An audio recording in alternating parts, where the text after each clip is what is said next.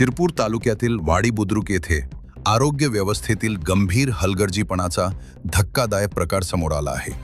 प्राथमिक आरोग्य केंद्र बंद असल्यामुळे प्रसूतीसाठी आलेल्या गरोदर महिलेला बसस्थानकाजवळ रस्त्यावरच बाळाला जन्म द्यावा लागल्याची संतापजनक घटना शनिवारी 7 मार्च रोजी सकाळी सुमारे 6 वाजता घडली। या घटनेमुळे परिसरात संतापाचे वातावरण निर्माण झाले आहे।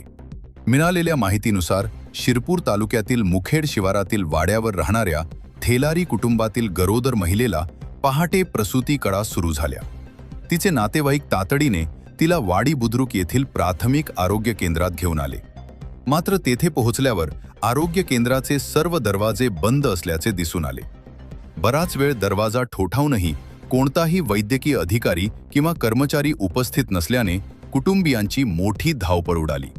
दरम्यान महिलेला वाढत्या वेदना होत असल्याने नातेवाईकांनी तिला दुसऱ्या ठिकाणी घेऊन जाण्याचा निर्णय घेतला। मात्र वाडी बुद्रुक बसस्थानकाजवळ पोहोचताच तिला तीव्र प्रसूती कळा सुरू झाल्या। पुढे जाणे शक्य नसल्याने रस्त्याच्या कडेला टपऱ्यांच्या आडोशाला तातडीने व्यवस्था करून महिलेला प्रसूती करावी लागली आणि अखेर रस्त्यावरच बाळाचा जन्म झाला। घटना समजताच काही ग्रामस्थांनी तातडीने मदतीसाठी धाव घेतली। नंतर रुग्णवाहिका घटनास्थळी पोहोचली आणि प्रसूत महिला व नवजात बाळाला प्राथमिक आरोग्य केंद्रात दाखल करण्यात आले।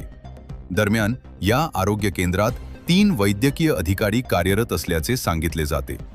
मात्र इतक्या गंभीर प्रसंगी एकही अधिकारी किंवा कर्मचारी उपस्थित नसल्याने नागरिकांनी तीव्र संताप व्यक्त केला आहे।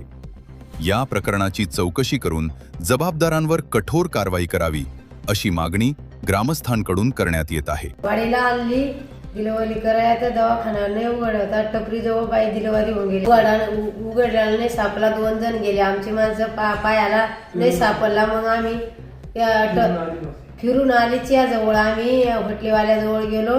चहावाल्याच्या त्यांच्याजवळ नंबर घेतला तेव्हा आम्ही त्यांना बोलवलं तेव्हा दवाखान्याच्या माणसाने उघडला। तिथं दवाखान्यात कोण नाही होतं। मागून बाई डिलिव्हरी होऊन गेली। तिथं सिस्टर आली अर्ध्या रस्त्यामध्ये। तिथं आली ते काही नाही मग म्हणे म्हणलं डिलिव्हरी होऊन गेली म्हणलं तर ती बाई म्हणे आता थोडं थांबा म्हणे विसावाने उद्या म्हणे। ते आणली तर दवाखान्यात काहीच इलाज नाही झाला। काहीच नाही झाला तर इथं अशीच पलंगावर झोपवून दिली। ते आता दवाखाना सामसूम आहे कोणच नाही।